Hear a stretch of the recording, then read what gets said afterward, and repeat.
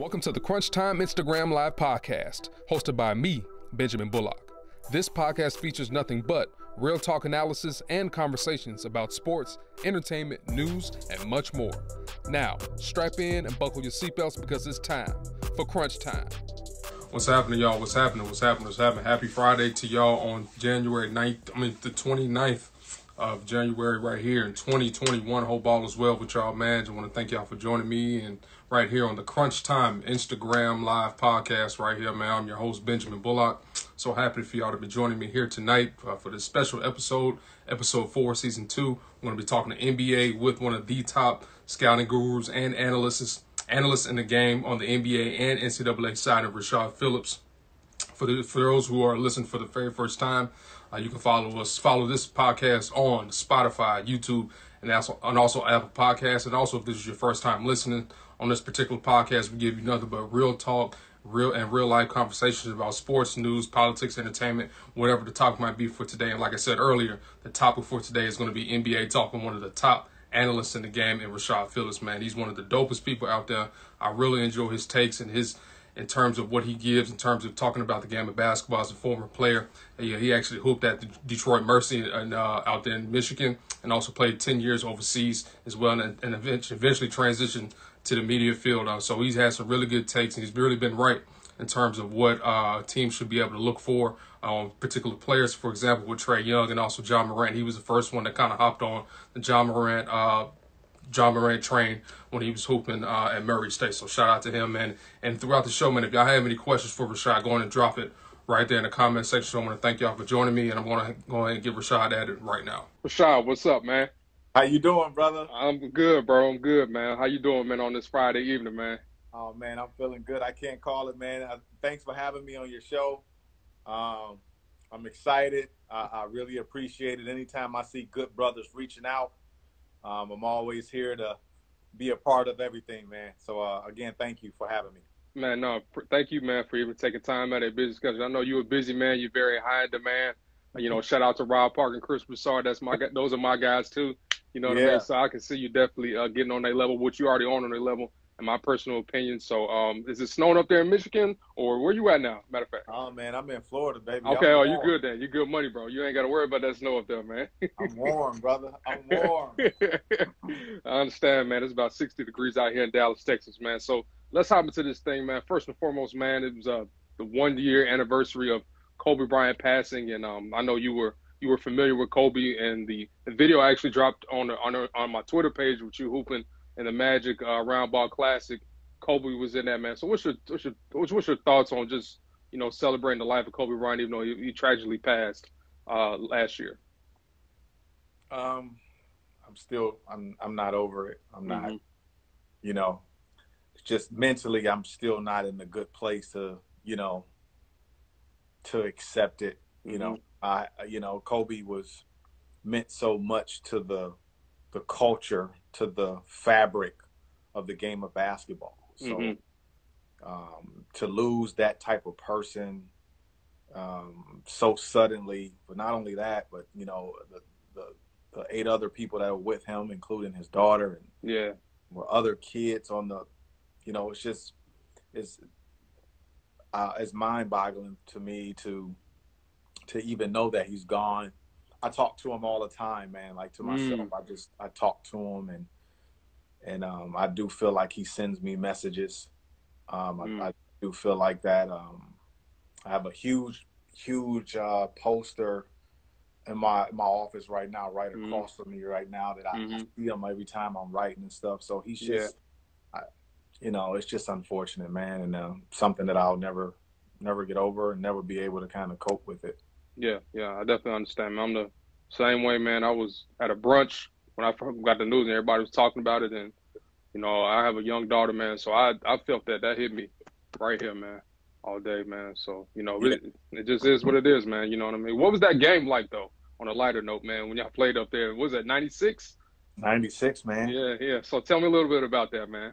It was a fantastic moment for me individually. Here I am, 5'9", 150 pounds. unranked nationally, so nobody really knows me outside of the state of Michigan. And I get the opportunity to fill in and play against 19 of the best players in America and walk away with the MVP. I mean that sounds like a Disney script, right? You know, but being able to be on the floor with such high caliber players like Tim Thomas. Tim Thomas, great player. And Tim Thomas was unbelievable, brother. Unbelievable Oh, yeah. player. Kobe, Richard Hamilton, Jamal McGlure, Big Cat, yep. Jason Hart, Lauren Woods, Shaheem Holloway, Lester Earl. Yeah. I mean, I was on the floor with like I know it may sound biased, but the 1996 high school class is one of the best high school classes, and I'll put it up against anybody. Same here. I agree with you 100%. Yeah, so to walk away with MVP of that was really a testament to the type of player that I was, that I knew I was, but I just wasn't getting the national attention. Right.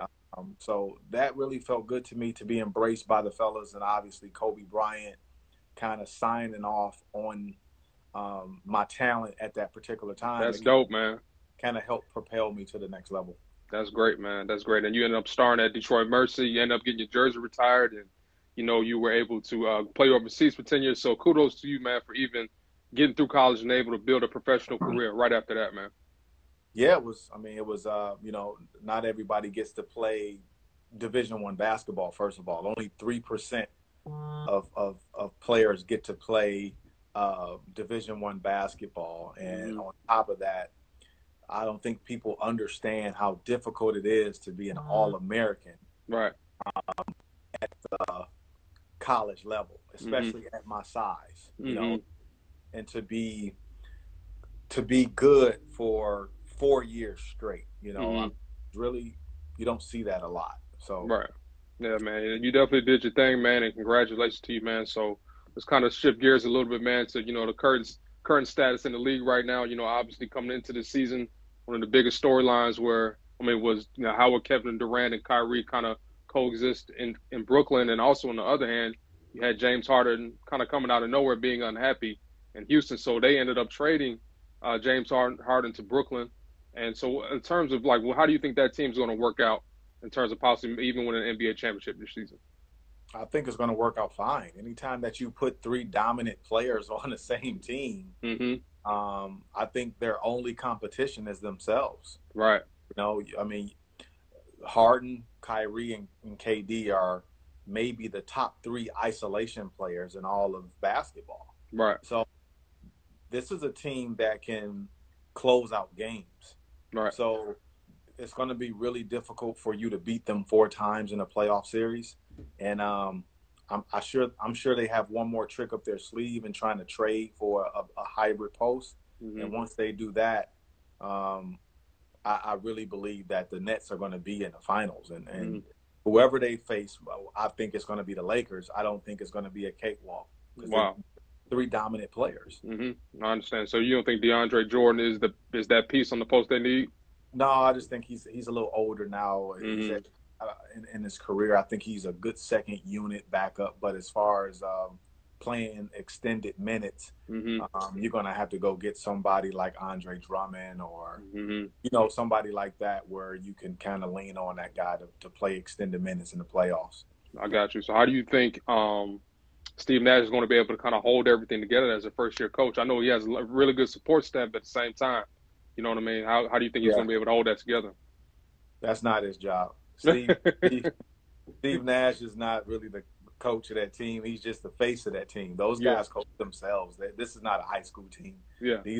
These are 3 future Hall of Famers. Like, you don't really coach those guys. You just kind of manage them.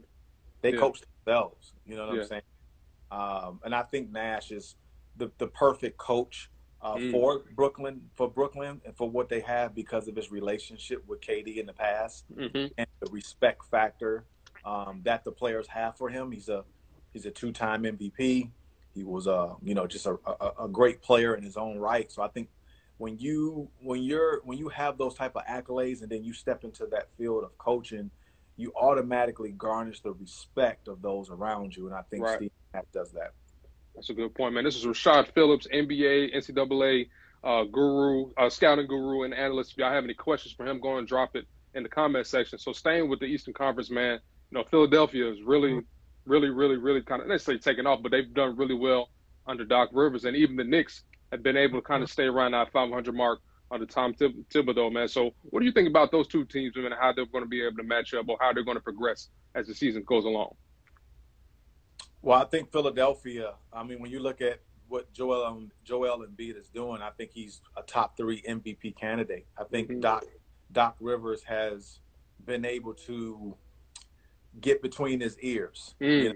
And I think that was the only thing that was kind of holding Joel back. What do you mean by that? What do you mean by that for our listeners? I just think that a lot of young players come into the NBA and some of them aren't as hungry as they should be for their talent level. I think Joel was one of those guys. Obviously, the injuries kind of slowed him down. Right. But now, him being healthy and having a guy like Doc Rivers, who's kind of a basketball whisperer. Literally, his voice. Yeah, literally. Yeah. He's been able to kind of get between the ears of Joel and kind of get him going, you know. That's good, man. What about the Knicks, man?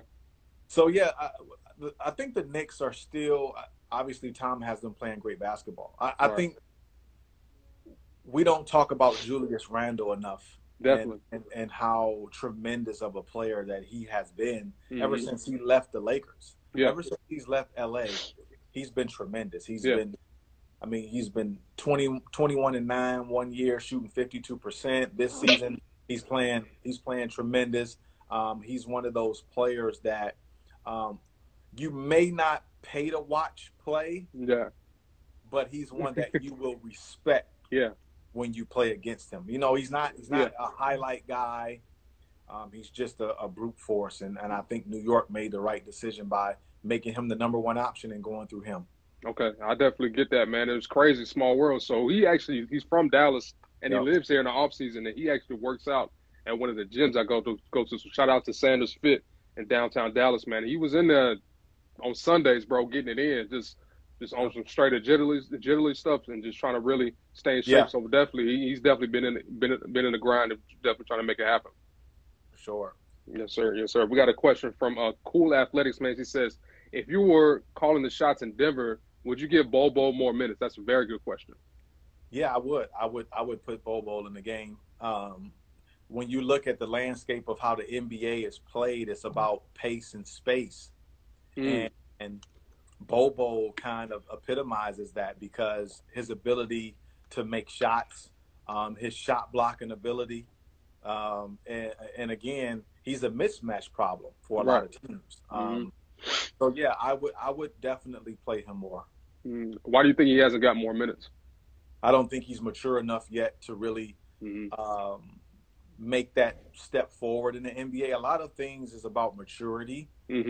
And I think a lot of times you have to allow these kids to grow into their roles and grow into their professionalism before you start throwing them out on the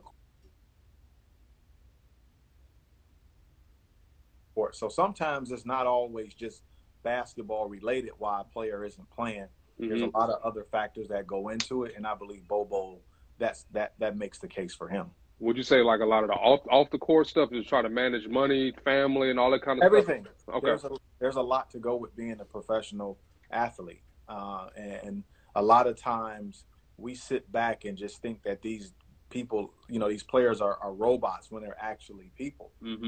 There's a lot going on there. So Bobo's still young. Yeah. From an age factor and just mentally, I don't think he's there yet professionally to know that he wants to take that next step. Right. Staying with the Western Conference, man. The Clippers, they just got a big win last night over the Heat. They're sitting up on top of the Western Conference. So shout out to Paul George actually coming out this year, really very determined to try to prove a lot of doubters wrong after what they did in the bubble last season. Do you think this is fool's gold, or do you think that this is sustainable going forward? No, I think it's legit. When you look at the bench, I mean, Tyronn Lue, but also Chauncey Billups is on the bench as well, who one of the greatest leaders ever in the NBA. When you got guys like that in the locker room, again, we spoke about this about the Steve Nash, the credibility here. Mm-hmm. Your coaches are 2 point guards that were pretty good. I mean, Chauncey should be a Hall of Famer. Mm-hmm. This guy has the respect and the command in the locker room. Mm-hmm. So I do believe that the Clippers, Mason Jones right there, that's my guy right there. Yeah. Mason Jones, all God, baby. Mason Jones. Yeah. Is my favorite rookie in the NBA right now. We're gonna talk about him later on the show too. We're gonna talk. We got him covered. Shout out to Mason, man. Definitely, man. Shout out to him, man. So speaking of Mason, man, like you were on his train early. Then Ja Morant, you was on his train. Then you made some really big headlines, which put you on a lot of people's radars when you said Trae Young was the rarest point guard. Talk to me a little bit about how those particular moments kind of put your career and put you on an upper echelon amongst the rest of the scouting gurus and analysts out there. I think that I'm not afraid to be wrong, man. Mm-hmm. And I speak with my eyes, man. I don't use analytics and all of that, man. Like I look at players for what they are, and I speak on it. And I'm not afraid to be wrong. And when I looked at Trae Young, I was like, look, man, this kid is going to come into the NBA and do something a little bit different than what we've seen since Isaiah Thomas. And so far, so true. I mean, everybody wanted the Steph Curry comparison, but I just think he's a better facilitator than Steph Curry. He plays the point guard position. Curry doesn't play point guard. So I just knew that Trae Young would be what Allen Iverson was to Philly. Trae Young is to Atlanta. Mm-hmm. That makes sense, man. So is that how you got the nickname Yoda?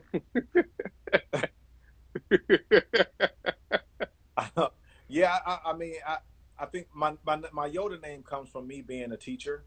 Yeah. When I started my skills academy, when I retired, Mm-hmm. I had over 200 kids in my academy, and the parents would call me Yoda because I was always teaching and I had wisdom. So it's just something I just kind of stuck with, and I'm a huge Star Wars guy. So it was great. Good. I love it, man. I got a question for my man Cassius from Queens, from the Bronx, New York. He said, is it time for Coach Bud to go to Milwaukee, to go in Mill, or Giannis and company have disappointed in the playoffs? Yeah, I think Milwaukee has about a 2 to 3 year window. Mm-hmm. They got from now on, they got like a 2-3 year window. And if it doesn't work, I think Giannis is going to end up getting traded. Yeah. Because once you have these players and you plateau with them, eventually you have to move on from them and try to start over. So I think that Milwaukee has about 2-3 more years. Mm-hmm. I definitely agree with that, man. It seems like even right now, they got this year with Drew Holiday, you know what I mean? We'll see what happens with that in terms of if they hit their ceiling. But if they don't get it done this year, man, they got to figure something out, because I feel like he's going to be they're going to be like stuck in the mud for the most part. Yeah, that's why they got like a 2-3 year window. Yeah. They gotta do something. I mean, you can fire the coach, but instead of players, it goes back to your point when it comes to in the NBA and the players. It just goes back to that. Look, if I'm the coach of Milwaukee, man, look, bro, we paying you $200 million to win games, bro. Like it ain't my fault, bro. Like, you got to win the games, man. Like, you out there. It's not high school and college, bro. This is pros. Like, bro, we paying you $200 million. Yeah. Like, it ain't my fault. Yeah. You're 100% right, bro. I mean, yeah, it's definitely all on the players, man, and we'll just see what happens, with Milwaukee, man. I know one thing I love about the way you break down games and break down players is that you bring a former player's perspective. And I just love that, because no disrespect to any of the journalists out there who never played, but at the same time, you've actually been in the locker room, you've been on the court, you've talked to coaches, and you actually been in these players' shoes. So, how much of an advantage does that give you in terms of when you're breaking down players and all of that? I think it gives me a huge advantage, because for me, I was born into the game. My father was a coach. I'm a coach's son. Mm-hmm. I was born in the gym since I was 3 years old. I was raised under guys like Chris Webber and Steve Smith. So I come from basketball. My father started a scouting service when I was 7 years old. I would write scouting reports. So like, this is no different than when you see someone become a doctor because their parents are doctors. Right. Or they become a lawyer because their parents are lawyers. Like I only am what I come from. Right. Love And that. I'm able to speak on it. Love that, man. Love that. So how does that help you evaluate players? You know what I mean, in terms of applying like what you played and all that kind of stuff. I've been around every type of player that you can ever imagine. Mm-hmm. And me being a great player coming up, it helps me. Like I know what it is to be a superstar. Mm-hmm. I was a superstar from 8 years old until I retired. So I know what it feels like to be a superstar player. So I know what it looks like through the eyes of a superstar. I know what it feels like through the eyes of a superstar, and also I just know what it feels like to be a player. And I believe that media needs they need guys that speak from an authentic place, because right now it's too much gossip. It's too much. Right. Gossip, a lot of gossip, a lot of debate, a lot of arguing. I'm not in it for that. I'm not into arguing with you. I'm not into debating all of this. Who is this? Who is better? Who is waste of time. We've turned this culture into a argument base. Everybody has to argue with each other instead of just appreciating what the game actually brings to the table. 100% right, man. And like you said, I think, a lot of this stuff now is, I think they taking the barbershop talk to like a whole nother level in terms of just being just too much banter, too much like this, and you're not really learning anything because it's just all in a circle, and there's never really a point proven. It's just a lot of banter, and you're not learning anything. For me personally, man, like I've done some broadcasting back in my younger days. I was actually the color guy. So for me, if you can teach me something about the game in terms of, what play is this, or why do they run this in this particular situation, or tell me about this player in terms of what is his weaknesses and why he can't do this on the post. I love that particular stuff. Yeah, I believe that's what's missing. TV has really poisoned all of us to some degree. Facts. Yeah. And the leaders of these soapboxes are guys that really haven't been through the trenches, but they have a soapbox where they're able to use their narratives and inject that into millions of people. Right. So I have people that sit in my Instagram comments that I know sit there and watch Skip Bayless and all of that stuff. And it's like they regurgitate stuff that they see on TV. And it's not original. Exactly. So for me, it's like, look, man, like you're not even looking at the game how I look at the game. So it's hard for me to even debate with you because you don't see the game how I see it. Right. It's like a quarterback. Like I never was an NFL quarterback or a college quarterback. I played quarterback in Little League. Yeah. So I don't really have the eyes of a quarterback. Right. So it's hard for me to argue with a quarterback that was an All-American quarterback on football because I don't know what his eyes have seen.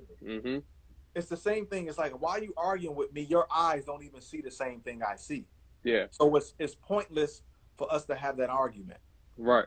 And you know what, man? And I 100% agree with you. Because like I said, I don't even really watch a lot of those shows because a lot of them just. Oh no, I don't watch that. No. Because it's just really just for sound bites and to create engagement on social media, man. So I'm good on those, man. I'm glad we on the same tip, man. This is Rashad Phillips, man, NCAA and NBA scouting guru. If y'all have any questions for him, drop it down in the comment section, man. So Rashad, my question for you right now is, speaking of evaluating talent, man, what do you think about this year's incoming draft class, man? You got some guys who are doing pretty well at the college level right now. I'm a big fan of Jalen Green. I saw him hoop out here in the Thanksgiving tournament in Dallas last year. Jalen Green is fantastic. I actually spoke to his camp yesterday. Yeah, okay. Because they're coming down to Orlando for the G League bubble. So I got a call from his camp yesterday. Nice. He's a fantastic kid, fantastic player. He reminds me a lot of Zach LaVine. Okay. He has a lot of explosion. He's a dominant 2-level scorer. Yeah. So Jalen Green has a chance to be a top 3 pick. If he plays well in this G League bubble, he has a chance to be a top 3 pick. I love Cade Cunningham. I think Cade Cunningham has a Grant Hill aura about him. Agreed. He's terrific. I think he should be the #1 pick. He's just a stand-up type kid. I love Scotty Barnes. So again, this draft class is going to be heavy, and teams will be excited no matter where they land, because there's about 15 kids that you really can't go wrong on this draft. Love it. And kind of along the lines of that, got a question from John Stewart, 94. It says, who are your favorite high school point guards right now? Wow, I love Scoot Henderson. Scoot Henderson is phenomenal. I love Noah Shelby. It's fantastic. He's a 4-level scorer. Jaden Hardy is obviously my favorite. My 2 favorite high school players is Jaden Hardy and Mike Foster. Those 2 there are just tremendous. Yep. I like them, man. And I know I like the kid Mikey Williams. I know he's a junior. Who's a sophomore or junior? Yeah. I like Mikey too. He's a really good player. I think he's solid. Yeah, I like him too, man. So we got a question from Don, man. Don Wilford. So shout out to Don for helping us get this thing rolling, man. He says the Suns have a lot of new faces on their roster, and they are winning. Is the difference Chris Paul and his arrival, or what else could it might be? Because they just pulled out a big win last night too. Yeah, the difference is the point guard. That's it. Yeah. Wherever Chris Paul goes, W's follow. Chris Paul is a top 5 point guard to ever play the game. It's a shame that he hasn't been rewarded with the MVP trophy or a Defensive Player of the Year trophy. Something, yeah. It's just, when you go back and look at his career, he's changed about 4 franchises. Like the Clippers were on their last leg until Chris Paul got there. Okay, they were on their last leg. The New Orleans Hornets was on their last leg, and they drafted Chris Paul. OKC was just taking Chris Paul as a salary dump, and was like, we're going to get a top pick, and Chris Paul took him to the playoffs. Yeah. And now, yes. I can't make this stuff up. The stories write themselves, and that's the difference.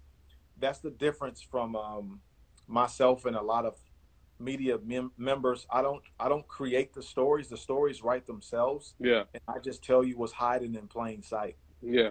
That's the best way to do it, man. You just got to just put it out there, and then also too kind of inform people too, and let them know like, hey, this is what I'm thinking in terms of why this guy would be a good fit in the league.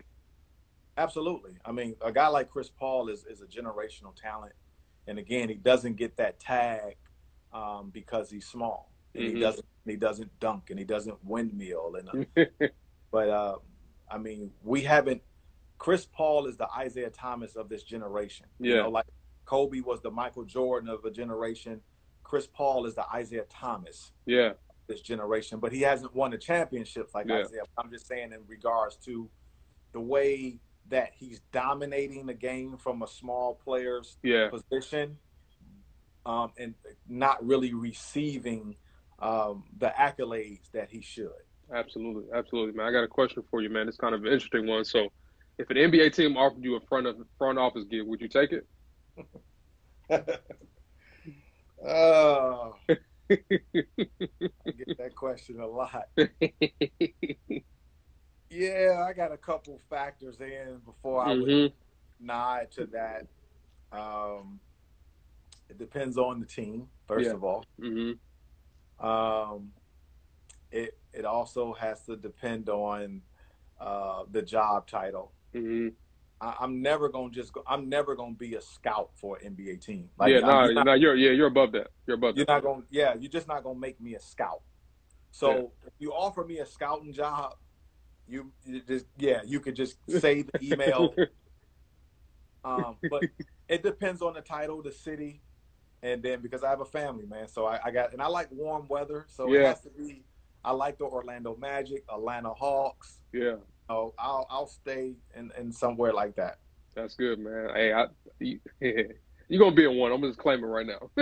All right, cool. I need it. Yeah. I got a question from Mike Roach 7. He says Lonzo Ball could be on the move. What type of systems or team do you think he'll fit with? That's a very good question. Very good question. I think Lonzo Ball needs to come here in Orlando. Mm. I mean, I know we got Cole Anthony and stuff like that, but I think Lonzo would be really good here in Orlando because Orlando is a defensive-based type of team. Yeah. And that suits Lonzo's style of play. Lonzo's a defender. He's a traditional guard. I think Lonzo Ball name is bigger than what we want him to play. Exactly. Mm-hmm. I 100% agree. I just think he's a solid player. Yeah. But his name is bigger than what he can offer. Yeah.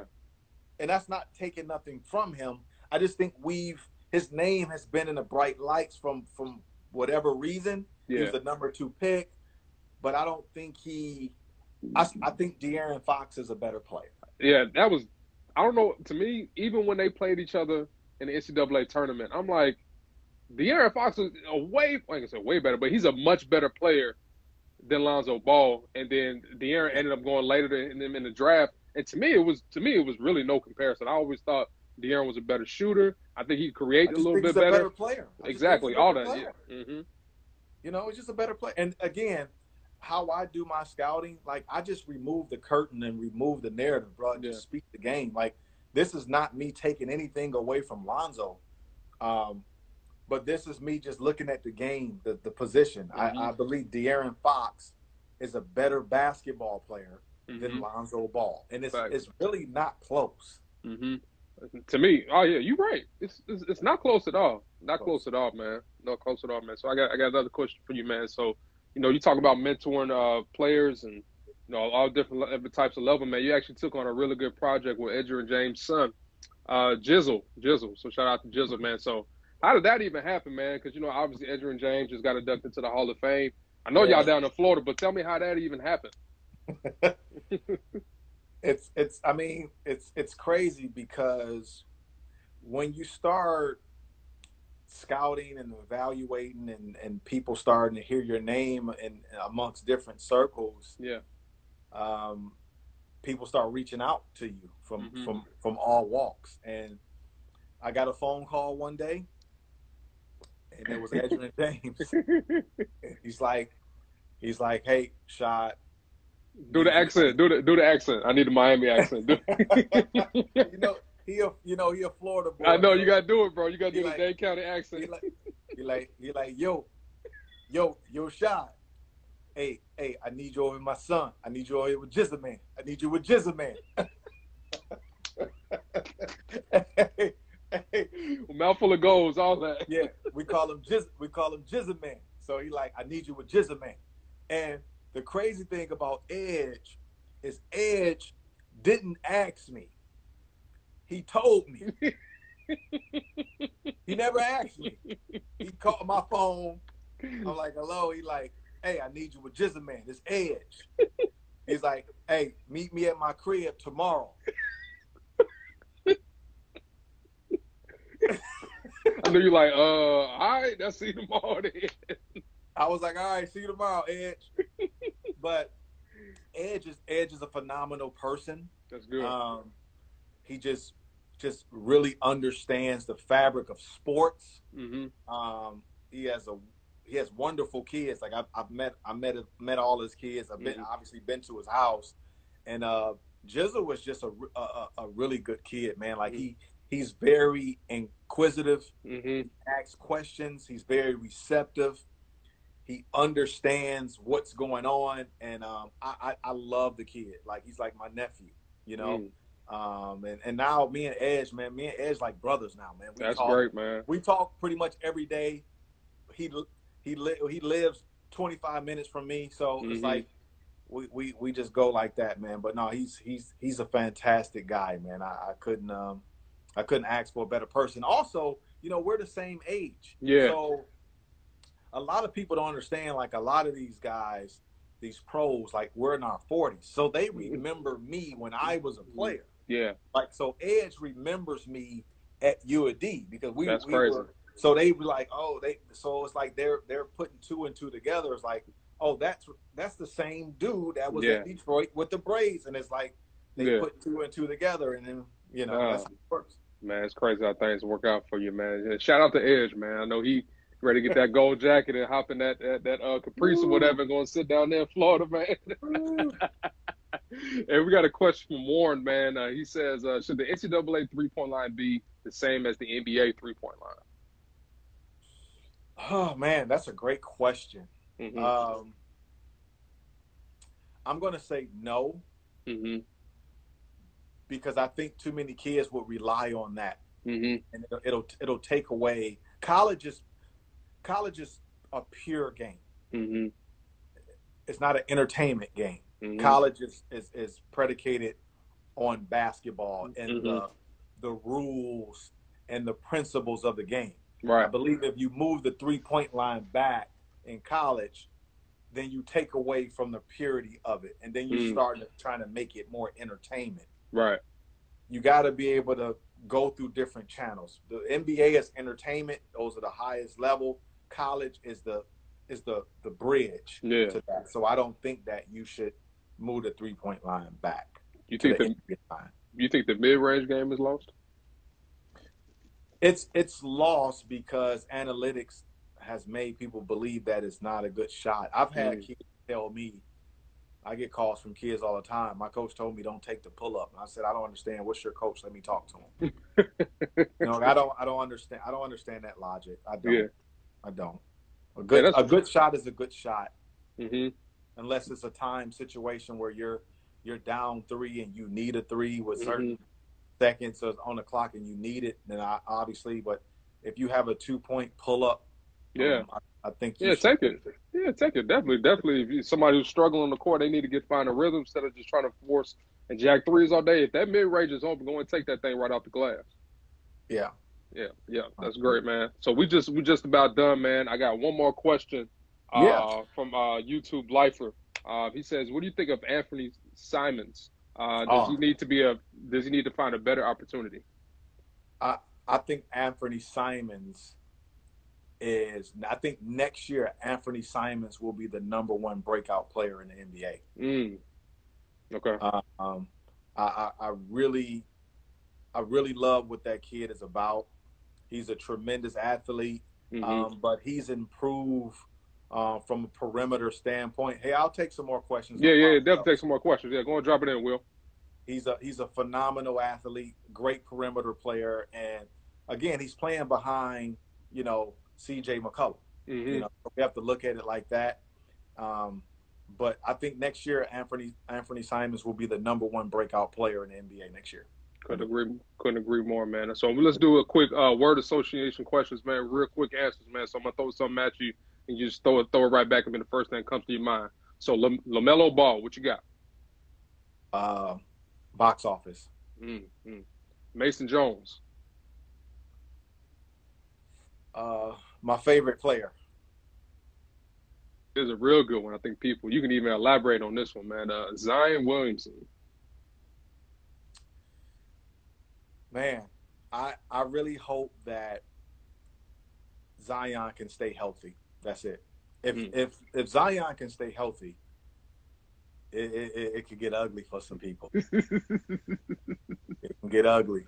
Yeah, he just got to stay healthy, man, and stay on the court, bro. Stay on the court, man. If he can keep his weight down, it could get ugly. Why do you think he can't keep his weight down, man?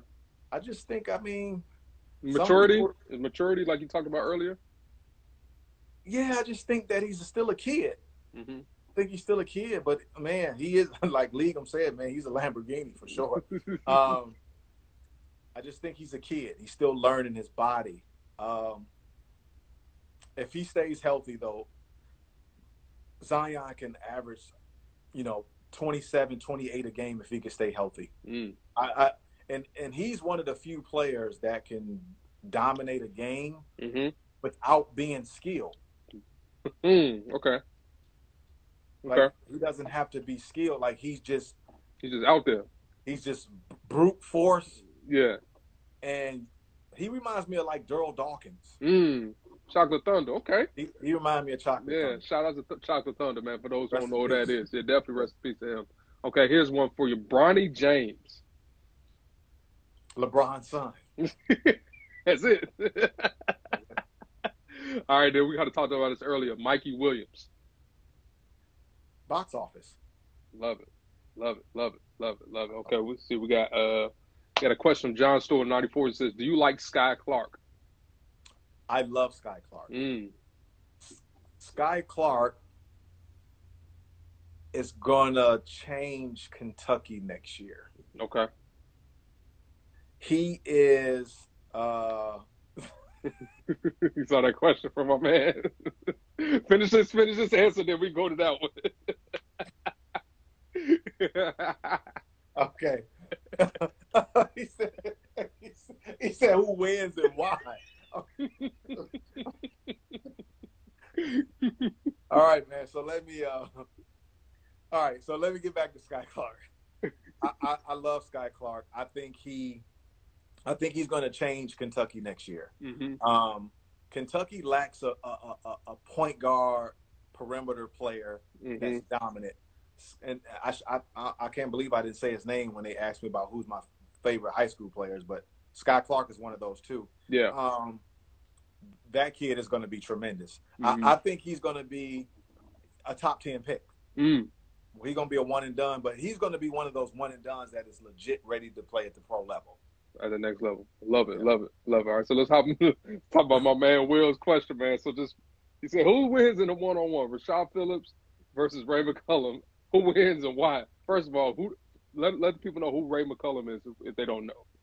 Ray McCallum is one of the great guards that played at the University of Detroit. Mm-hmm. Fantastic kid. Love his father. One of my Titan brothers. Mm-hmm. Who would win one-on-one? Yeah. So I got two answers for that. Mm-hmm. Okay. So I'll win both times, but the first time I'm 42, so I'll probably only win by one because I'm 42. Mm-hmm. But in my prime, it'll get really ugly. It'll be real ugly. I'm talking real ugly. Real ugly. How ugly? How ugly? Like color purple Sealy ugly. Hey, chill. Tyrell Hill ugly boy. Let me stop. Popeye Jones. Masterpiece sneaker ugly. Birdman looks ugly. I understand. Hey, chill. You gotta chill, bro. Come on, man. You started it. I ain't fooling with you, man. Hey, if y'all got any more questions for Rashad, man, drop it down. We're about to wrap this thing up, man. Hey, Rashad, thank you so much, bro. I'm going to answer one more question, man. Yeah, go ahead. Draft nerd. Hawks draft nerd is my guy, man, so I got to answer this question. I'm sorry. Go ahead. So he asked about when is our guy Jemias Ramsey going to get some playing time in Sacramento? Yeah. So I think Sacramento was just holding on to their cards because I think Jemias and RJ Hampton are two kids that are sitting behind guys that are making lots of money. Yeah. So a lot of times when rookies don't play, it's not just, the rookie's not ready or he can't play or he's a bust or Jemias is sitting behind De'Aaron Fox, who's making $100 million. Mm-hmm. Harrison Barnes, who's making $100 million. Yeah. Buddy Hield, who's making $100 million. So it's hard for him to get on the floor. Not enough minutes. Not enough minutes. It's guys making $100 million in front of you. They're not going to play you when I'm paying this dude $100 million. Right. So I think Jemias has to wait his turn.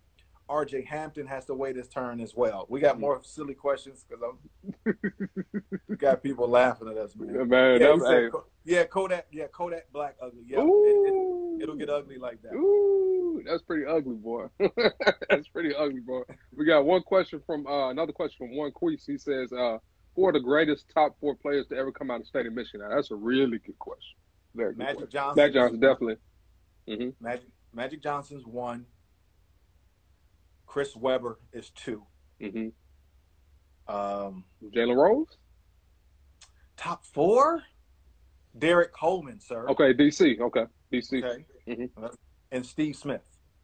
Yeah, Jalen not in that now. He's not in that. He's not in. He said 4. Okay, yeah, 4. Who would be the 5th? Give me that 5 spot.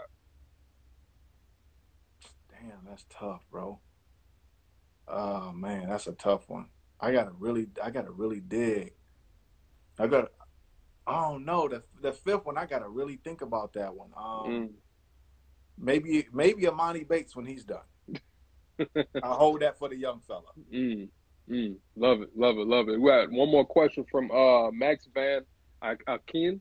He says, Tyrel Terry, when will the Mavs utilize him? He's down right here in Dallas too, so I don't know when that's going. I don't know what Carlisle going to do with him.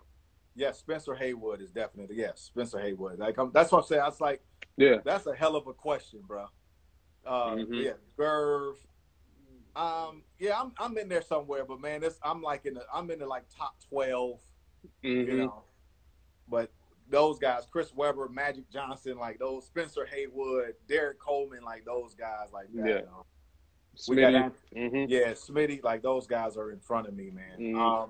Antoine Davis is in here, man. Antoine Davis is one of my favorite college players. He's going to end up breaking my scoring records.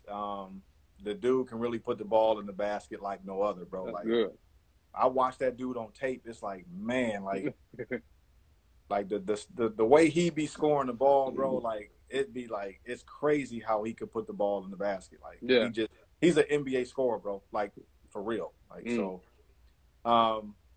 okay, what was the next question? I think that question was Tyrel Terry. Tyrel Terry. Yep. I think the Mavs are, again, it's one of those situations like Jamias Ramsey and RJ Hampton. Okay. I think these teams are going to slow cook their rookies this year. Yeah. Because there was no summer league. Yeah, so you got to take it slow with them. Yeah, that's a good point. A very good point for summer league. No summer league, right? There was summer league, so it's really – so I think a guy like Tyrel Terry is going to just wait his turn. Trey Burke Jalen Brunson, they kind of got some little guys already in front of him. So I think it's going to take time before Tyrel get on the floor and really have this impact. But trust me, he's like that. Yeah, I know. He hasn't got much playing time since, we get the Mavs games down here. So, the times I have seen him play, he's like really legit, man. He's really legit, man. Yeah, man. Well, Shad, man, hey, thank you, bro, for hopping on the show with me, man. This is dope, man. We're going to have to do this again. We're going to have a whole roasting session next time. You know what I mean? My man set us up with that question, man. Like, I'm not gonna lose too many one-on-one games, man. Like that's what I do. Yeah.